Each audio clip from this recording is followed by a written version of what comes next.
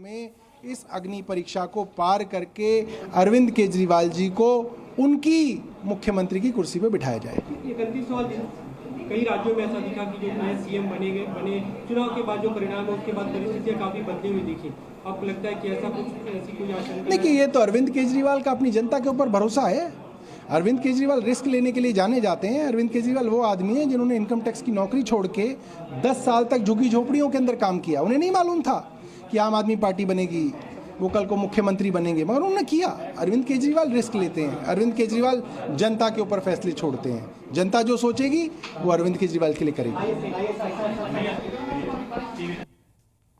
सौरभ भारद्वाज, जिनका नाम भी चर्चा में है, सौरभ भारद्वाज कह रहे हैं कि वो तो रिस्क लेने वाले मुख्यमंत्री हैं, रिस्क लेने वाले व्यक्ति हैं। उन्होंने पहले भी रिस्क लिए हैं, आगे भी वो रिस्क लेते रहेंगे। लेकिन इस रिस्क में विपक्षियों को कितना रिस्क हो जाएगा, जरा ये बताइए आनंद विजय जी। मुझे ये लगता है कि जिस प्रकार से सौरभ अभी कह रहे थे कि रिस्क लेने वाली बात है, रिस्क वो अपने अनुकूल माहौल देखकर लेते हैं। अब वो रिस्क लेते हैं तब जब अन्ना हजारे को छोड़ने की नौबत आती है तब भी रिस्क लेते हैं। तो इस प्रकार के कई रिस्क भी उनके फेहरिस्त में जुड़ा हुआ है, इसलिए उस रिस्क पर मत जाइए। लेकिन मुझे लगता है कि जिस प्रकार से वो कह रहे हैं कि जनता की अदालत में जाकर मैं पाक साफ होकर लौटूंगा, ये इसका क्या मतलब है कि संवैधानिक संस्थाओं में उनका भरोसा नहीं रह गया। ये सारी बातें तो बिहार का मैं रहने वाला हूं और बिहार के जितने भी बाहुबली थे सब ये कहते थे कि हम जनता की अदालत से जीत कर आए, इसलिए हम पर लगाए गए सारे आरोप ठीक नहीं है। मुझे लगता है कि ये प्रवृत्ति उचित नहीं है। अगर जनता की अदालत में ये बरी भी हो जाते और जनता इनको चुन भी लेती है तो क्या हमारी न्यायिक प्रक्रिया भी उसी हिसाब से चलेगी? क्या हमारी न्यायिक प्रक्रिया भीड़ तंत्र के हिसाब से चलेगी, पॉपुलिस्ट हो जाएगी? इस पर यह सवाल मुझे परेशान करता है। ठीक है आनंद विजय जी, लेकिन उनका दूसरी तरफ आरोप यह भी है कि उन पर जितने भी इल्जाम लगाए हैं वो सरकार के दबाव में ईडी चार्ज लगा रही है, सरकार के दबाव में सीबीआई काम कर रही है, उन पर हैं थोड़ी, इसलिए वो ये परसेप्शन क्रिएट कर रहे हैं। और जहां तक बाहुबलियों की बात है, उनके तो सीधे ओपन केस हुआ करते थे कि उन्होंने कहां पे रंगदारी मांगी, कहां पे लूट की, कहां पे डकैती की, कहां मर्डर हुए। ये दो चीजें हैं, वो ये परसेप्शन पहले दिन से खेल रहे हैं कि उनके ऊपर जितनी भी रेड हुई हैं उनमें कुछ भी बरामद नहीं हुआ, उनके ऊपर जितनी भी रेड हुई हैं वो केवल कागजी हैं। तो ये केवल परसेप्शन की लड़ाई है। और जरा प्रमोद शर्मा, इस परसेप्शन की लड़ाई में एक मिनट क्योंकि आपने सफाई, मुझे 10 सेकंड दे दीजिए।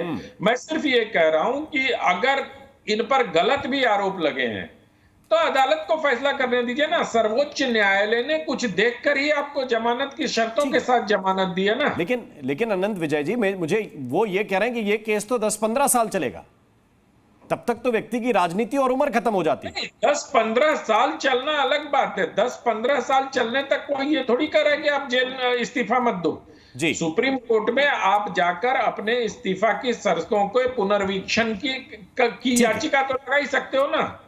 तो आपने तो तय कर लिया कि अगर जनता हमें जिता देगी तो हम सारे आरोपों से बरी हो जाएंगे। ये प्रश्न मुझे परेशान करता है, मैं सिर्फ इतना कह रहा हूं। ठीक है, फिर यह भी देखना पड़ेगा कि सुप्रीम कोर्ट उसके बाद कोई दिशा निर्देश देता है कि अरविंद केजरीवाल एक इंडिविजुअल को वो निर्देश तब भी पालन करने पड़ेंगे। उस वक्त भी सुप्रीम कोर्ट की जो शर्तें हैं उसी के आधार पे ही आगे काम कर पाएंगे। केवल शपथ लेने से सारी चीजें बदल नहीं जाएंगी। मेरे साथ प्रमोद जुड़े हुए हैं इस वक्त। प्रमोद, ये बात दिल्ली की जनता के मन में दो परसेप्शन दरअसल चल रहे हैं। एक तरफ जो बीजेपी ने बनाया हुआ है कि अरविंद केजरीवाल, मनीष सिसोदिया सबने मिलकर करप्शन किया, शराब का पैसा ले लिया, और उसको लेकर ईडी की जो चार्जशीट है या सीबीआई की जो तथ्य हैं उसको वो कोट करते हैं। दूसरी तरफ अरविंद केजरीवाल ये बताते हैं कि देखिए, एक सरकार ऐसी है जो अंग्रेजों से भी ज्यादा क्रूर है और जबरदस्ती उन्होंने आज एक टर्म इस्तेमाल किया कि क्रांतिकारी मुख्यमंत्री को जेल में रखा गया। तो ये दो परसेप्शन के बीच में जनता के मन में इस वक्त क्या द्वंद्व होगा? देखिए, बिल्कुल यही दो परसेप्शन जो है वो जनता के बीच में थी और दिल्ली की जनता का जो परसेप्शन अपनी तरफ करने के लिए ही अरविंद केजरीवाल ने ये इस्तीफ़ा दिया है ताकि वो जनता के बीच जाए। क्योंकि अरविंद केजरीवाल को पता है कि अभी भी वो पूरी तौर पे मुख्यमंत्री नहीं है, वो मुख्यमंत्री के तौर पे काम नहीं कर सकते और बीजेपी लगातार जो है वो उनके ऊपर हमलावर रहेगी कि वो कोई फाइल तैयार नहीं कर सकते। उनके ऊपर रिस्ट्रिक्शन जो है सुप्रीम कोर्ट ने लगाई है, सिर्फ जमानत ही तो मिली है, अभी ट्रायल शुरू होगा, आरोप सिद्ध होंगे, तो उसको लेकर यानी कि जो शराब घोटाले का भूत है वो अरविंद केजरीवाल का पीछा नहीं छोड़ने वाला था। इसीलिए मनीष सिसोदिया और अरविंद केजरीवाल जिस ईमानदारी की राजनीति के नाम पर जो उन्होंने पार्टी बनाई थी और राजनीति में आए थे, उसके ऊपर सबसे बड़ा ठप्पा लगाया, क्योंकि सुप्रीम कोर्ट ने खुद ये इस बात को माना था जब बेल रिजेक्ट मनीष सिसोदिया की थी कि पीएमएलए के मामले में काफ़ी हद तक ईडी जो है वो आरोप साबित करने में कामयाब रही है कि पैसा लिया गया है और उसकी लॉन्ड्रिंग हुई है, और उसके बाद ज़मानत रद्द की गई थी। इतने लंबे समय तक एक मुख्यमंत्री के तौर पर जेल के अंदर रहना, मुख्यमंत्री इस्तीफा देकर जेल में ना जाते हुए, और जब आप जमानत पे बाहर आए तो आपके ऊपर जो है इतनी सारी शर्तें लगाई गई जो कि पहले कभी नहीं हुआ।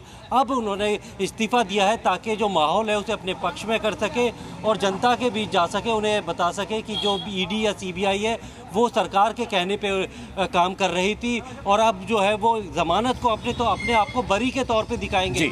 और ये भी देखना चाहिए मुख्यमंत्री कौन बनेगा। अरविंद केजरीवाल जो है इस बात को आपको ध्यान में रखना होगा, किसी पे भरोसा नहीं करते। उनका कौन खास कब उनसे वो आँख फेर लेंगे किसी को नहीं पता। अन्ना हजारे आंदोलन के बाद जितने भी उनके पुराने साथी थे आज वो कहाँ हैं सबको पता है। अरविंद केजरीवाल किसी ऐसे आदमी को मुख्यमंत्री बनाएंगे जिसका कोई जनाधार ना हो, ज़मीनी नेता ना हो, और ख़ास तौर पे एक बात और हमें ध्यान रखनी होगी कि जो स्वाति मालीवाल के वक्त जो पूरा झगड़ा हुआ था, एक सीट जो है राज्यसभा की वो अभिषेक मनु सिंघवी को देना चाहते थे, और वो सीट कौन खाली करेगा इसको लेकर काफ़ी ज़्यादा विवाद हुआ था। तो एक अटकलें ये भी लगाई जा रही है कि कोई राज्यसभा सांसद जो है उसे मुख्यमंत्री कुछ समय के लिए बना दिया जाएगा और उनकी सीट जो है वो अभिषेक मनु सिंघवी को दे दी जाएगी। तो अभी जो है क्योंकि राजनीति है, राजनीति में हर तरीके के विकल्प खुले रहते हैं और कयास इसी तरह से आगे चलते रहेंगे। लेकिन मेरे साथ रवि त्रिपाठी हैं। रवि त्रिपाठी, चूंकि अभिषेक मनु सिंघवी का जिक्र हो गया तो इस बहाने कांग्रेस का भी जिक्र हो गया। दिल्ली में कांग्रेस की स्थिति इस वक्त क्या है? क्योंकि एक रिएक्शन आया कांग्रेस की ओर से अब तक, वो है संदीप दीक्षित का। और संदीप दीक्षित आप जानते हैं कि बहुत कड़ा प्रहार करते हैं अरविंद केजरीवाल के ऊपर। उन्होंने एक बार फिर से यही कहा कि वो तो पहले दिन ही रिजाइन हो जाना चाहिए था, इतना सब ड्रामा करने की क्या जरूरत है। तो कांग्रेस की स्थिति इस वक्त क्या होगी? क्योंकि हरियाणा में भी अगर आप देखेंगे तो नुकसान उन्हीं को होगा अरविंद केजरीवाल जितना बढ़ेंगे, क्योंकि वहां भी गठबंधन नहीं हुआ है। बिल्कुल आप सही कह रहे हैं। पहले एक बात अपडेट कर दूं, प्रमोद ने कहा कि अभिषेक मनु सिंघवी का, तो अभिषेक मनु सिंघवी राज्यसभा सांसद ऑलरेडी चुने जा चुके हैं और तेलंगाना से उनको राज्यसभा चुन लिया गया है। लेकिन जहां तक आगे की बात करें, देखिए कांग्रेस पार्टी के लिए वहाँ है, उनको पता है कि हरियाणा में अरविंद केजरीवाल नुकसान कर सकते हैं। अलायंस नहीं हुआ, इसलिए अलायंस नहीं हुआ कि पार्टी के ज़्यादातर नेता नहीं चाहते थे। राहुल गांधी के चाहने के बाद भी, राहुल गांधी के इसी मीटिंग में कहने का, जहाँ AICC में खड़ा हूँ अभी मीटिंग चल रही है, हरियाणा कांग्रेस के सारे नेता यहाँ मौजूद हैं, भूपेंद्र सिंह हुड्डा यहाँ मौजूद है, अशोक गहलोत यहाँ मौजूद हैं, तमाम सीनियर ऑब्जर्वर्स जो बनाए गए वो यहाँ मौजूद हैं। और ये डिसाइड नहीं कर पा रही कि पार्टी किस लाइन पे जाना है। ये तय है कि दिल्ली चुनाव में भी अलग चुनाव लड़ना है, तो केजरीवाल के साथ नहीं जाना है। आप एक बात, बड़ी बात गौर करने वाली है कि केजरीवाल के खिलाफ सबसे पहले ये शराब घोटाले का मुद्दा कोई लेकर आया तो कांग्रेस पार्टी लेकर आई थी। ये कांग्रेस पार्टी क्रेडिट लेती थी जब तक इंडिया अलायंस नहीं हुआ था उसके पहले तक, और उसके बाद अलायंस मुझे याद है कि उनका आखिरी वक्त तक क्या स्टेटमेंट रहा। बिल्कुल ठीक कह रहे हैं आप। बिल्कुल तो इसलिए कहीं ना कहीं आम आदमी पार्टी के साथ अब कांग्रेस पार्टी अपने आप को दूरी बना के रखेगी। करप्शन का चार्ज लगा के उनको हरियाणा चुनाव में भी उनके खिलाफ चुनाव लड़ना है। दिल्ली चुनाव आने वाला है, चाहे वो नवंबर में हो चाहे फरवरी में हो, उनके खिलाफ चुनाव लड़ना है। एक साथ नहीं लड़ना है, तो उनके खिलाफ कांग्रेस पार्टी अब कहीं ना कहीं आम आदमी पार्टी से दूरी बनाएगी, क्योंकि आम आदमी पार्टी ने ही कांग्रेस पार्टी का स्पेस खाया है, चाहे वो दिल्ली हो चाहे वो पंजाब हो। और आगे में भी नुकसान है। इंडिया अलायंस बनना था, सभी पार्टियां चाहती थी, इसलिए एक अलायंस किया गया और उसका नतीजा कुछ अच्छा नहीं रहा। कोई फायदा दिल्ली में कांग्रेस पार्टी को नहीं हुआ, ना आम आदमी पार्टी को हुआ ना कांग्रेस पार्टी को हुआ। उल्टा कांग्रेस पार्टी को पंजाब में फायदा हुआ अलग चुनाव लड़ने का। अगर अलायंस वहां होता तो दिक्कत होती। तो कहीं ना कहीं कांग्रेस पार्टी अपने आप को दूरी बना के रखे। लेकिन एक और इंटरेस्टिंग बात बताना चाहूंगा, जो चुनाव के समय को लेकर चर्चा हो रही थी कि केजरीवाल इसलिए चाहते हैं कि नवंबर में चुनाव हो और इसलिए उस बात को ज्यादा फेंक रहे हैं। एक तो सबसे बड़ी बात की अभी कोर्ट वाले मसले को विक्टिम कार्ड खेलेंगे। कोर्ट ने उनको न्याय दिया है, उनको ईमानदार मान लिया है, इस बात को खेल कर जाएंगे जनता में, क्योंकि उनका जो वोटर है वो ये मानता है कि केजरीवाल को छोड़ा गया है। शर्तों पर उनका वोटर नहीं जाने वाला कि कौन सी शर्त लगाई गई है। तो उनका जो वोटर जितना समझता है वो समझाने के लिए काफी है। और दूसरा कि 3 राज्यों में चुनाव उस समय होगा। अगर दिल्ली में चुनाव होता है तो महाराष्ट्र होगा, झारखंड होगा और दिल्ली होगा। ऐसे में बीजेपी से 1-to-1 लड़ाई, बीजेपी फोकस लड़ाई नहीं लड़ पाएगी। बीजेपी को महाराष्ट्र में भी अपनी सरकार बचानी होगी, झारखंड में सरकार बनाने के ज्यादा चांस है, जो वहां मेहनत करना होगा, और दिल्ली में तीसरा फोकस लगाना पड़ेगा। तो अरविंद केजरीवाल चाहेंगे कि इस समय चुनाव हो जहां बीजेपी के साथ अकेला एकदम में, जो फरवरी वाला चुनाव है बीजेपी से 1-to-1 टू 1 मुकाबला करना पड़ेगा। कांग्रेस भी उसमें ताकत लगा सकती है। और अगर महाराष्ट्र अभी चुनाव होता है नवंबर में, तो बीजेपी और कांग्रेस दोनों का फोकस तीनों स्टेट में होगा। अरविंद केजरीवाल का फोकस सिर्फ दिल्ली में होगा, तो दिल्ली के चुनाव को आराम से निकाल सकते हैं। एक स्ट्रेटजी का हिस्सा भी हो सकता है, इस लिहाज से सोच के देखा जाए तो। ठीक है, अब थोड़ा सा मैं आगे चलता हूं इसके अगले पहलू की तरफ। देखिए, चुनाव तो तब होगा जब चुनाव आयोग तैयार होगा, उनकी पूरी टीम तैयार होगी और वो इस बात को लेकर राजी होंगे कि किस महीने में चुनाव कराया जा सकता है। ये पहली बात हमेशा रहती है। चुनाव आयोग अगर तैयार नहीं तो आप कुछ भी कह लीजिए, वो थोड़ा सा डिले हो जाएगा। आप अगर नई मुख्यमंत्री देंगे तो आप कार्यवाहक के तौर पर काम कर सकते हैं या और कोई विकल्प एलजी निकालेंगे। लेकिन दूसरी तरफ मैं चलना चाहता हूं दिल्ली की राजनीति की तरफ। हमारे साथ इस वक्त राहुल मिश्रा है। राहुल, जरा दिल्ली की राजनीति इस वक्त कहां चल रही है? बीजेपी की स्ट्रेटजी इसके बाद की क्या है? क्या वो इस बात का विकल्प तलाश पा रहे हैं कि वो किसके नेतृत्व में जा रहे हैं या चेहरा प्रधानमंत्री नरेंद्र मोदी का ही रहेगा? इसके आगे क्योंकि अब तो चुनाव की बिसात बिछने लगेगी और सीधे एक तरह से कैंपेनिंग भी कुछ दिनों के बाद शुरू करनी पड़ेगी।